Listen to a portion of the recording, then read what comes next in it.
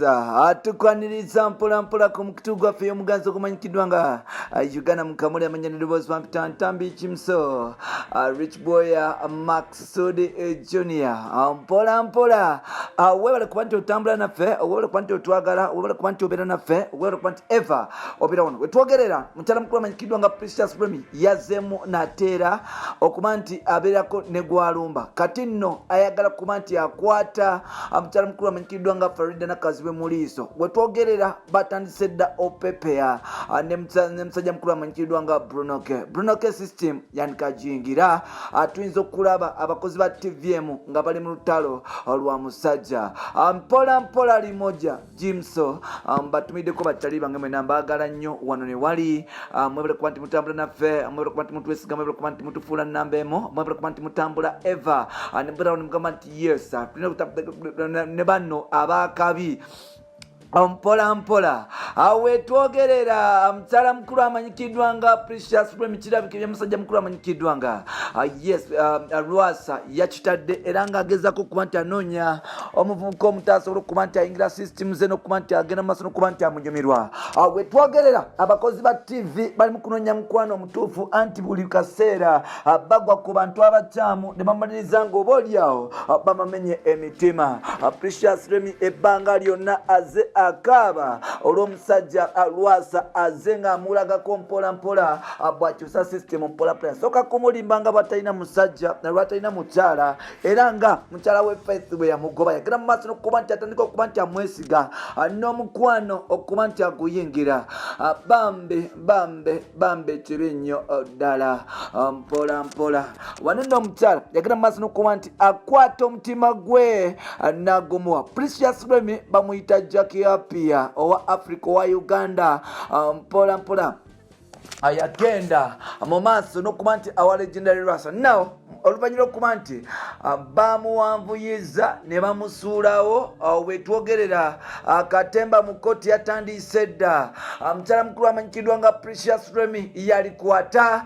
Farida Nakazibwe Muliiso mpola mpola kyedda mu system ya Uganda Mukamuli no para passage msoli mojawo mpola mpola agenda kuba nti abituusa wetwogerera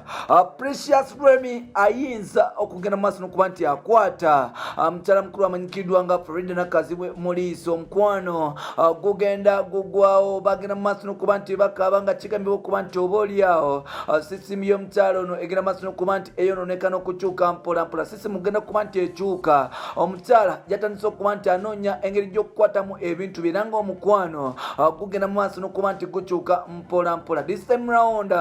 mukyala mukulu amanyikiddwa nga Precious Remy yasobodde okuba nti agenda mu katale asobole okuba nti agulayo kaseja sorry mpola mpola sorry yes mpola mpola ye lwaki mundoga nange tebandoga nga ebaloga Diana Nabata zibadde ngezako okugamba nti oluvannyuma okuba nti obaoliawo Precious Remy Legendary Lwasa yasobodde okuba nti amusuulawo mpola mpola yagenze mu katale era mu kugenda mu katale yasobodde okufa nti afunayo olulenzi olupya olw'emyaka gye olulenzi luno si lulala baluyita Bruno Kigondo nkiddamu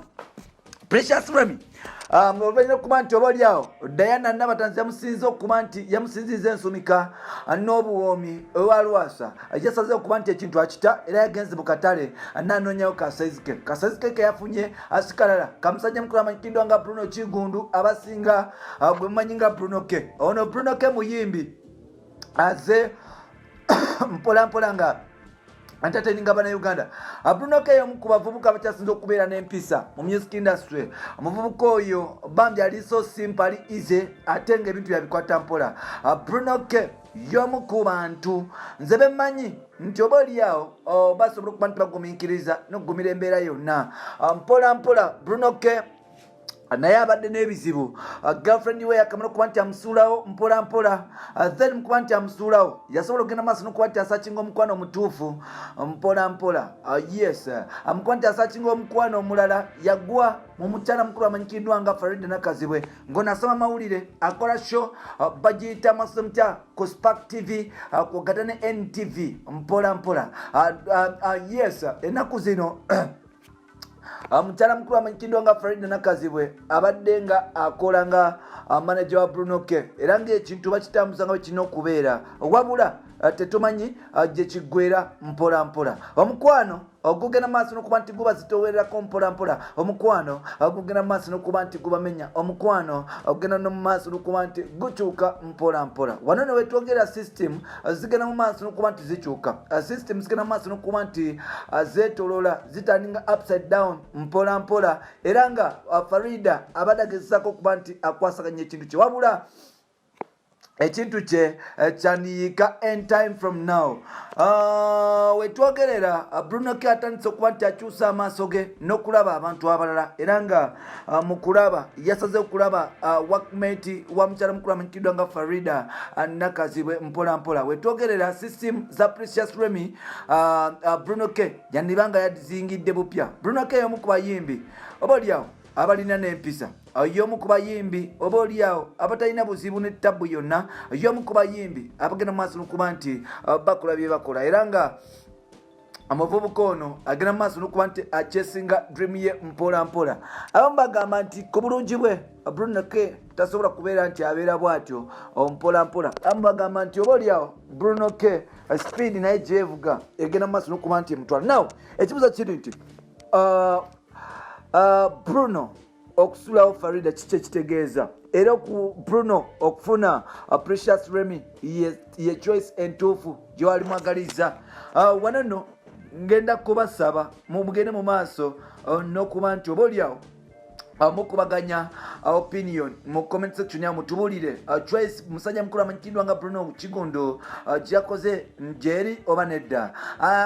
Nga tugeze music industry ngenda maaso n'okuba nti kutegeeza nti Bubu Billboard Awards music awards zigenda kubeerayo mu December era nga activation zatandise dda. Abayimbi okuva mu Central, East, Kugata, West, Northern nebisikaddewo batandika okuba nti bakola submission era gamba omuyimbi wo nti genda ku Facebook za Billboard Music Awards osobola okuba nti bacontactinga tusobola okuba nti tubafuna music waabwe mpola mpola bamuteekeyo olwo nno atandika okuraninga ne Soko Uganda. Bobo Billboard Music Awards gye ziri mpola mpola genda ku Facebook page yaabwe kugata ne Instagram oba following olwo nno osobola okuba nti ofuna updates mpola mpola. Ate nga abakyali bafe abali e South Africa omuli omuguulira Palaso waali yatusedda ali mu South Africa avimba asobola ekyo banga oli mu South Africa tolina kuba nti osuubwa musajja mukulu amanyikiddwa nga Pius Mayanja Palaso omwaka mulamba nga tali mu South Africa. Ajjukira yali eyo nga bamukubye era nga Dr. Malinga yasobodde okuba nti amwaniriza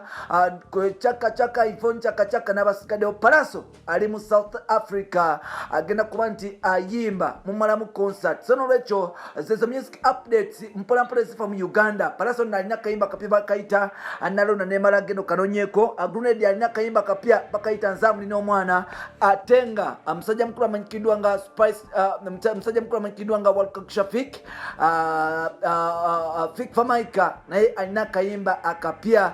ne mukyala mukulu amanyikiddwa nga Spice Diana. Ennaku zino simanyi Spice kyaliko amaanyi gabulamu naye ngenda kusaba mukwano ogende mu maaso n'okuba nti osindika akayimba paka gye kinagwera. Ebyo byenno byebifa e Kampala Uganda mu music industry mpola mpola. Gendo nonyeko obuyimba obwo bwenkugambye n'abayimbi yes gwalina show mpola mpola ali mu South Africa. Gendo nonyeko show ya Palaso egenda okubeera South Africa mpola mpola. N'ekirala ngenda kusaba tulekera opinion musajja mukulu amanyikiddwa nga Bruno K nabo kityo yandibanga agenda kusuulawo Farida Nakazibwe agende ne Precious Remy. Remy agamba nti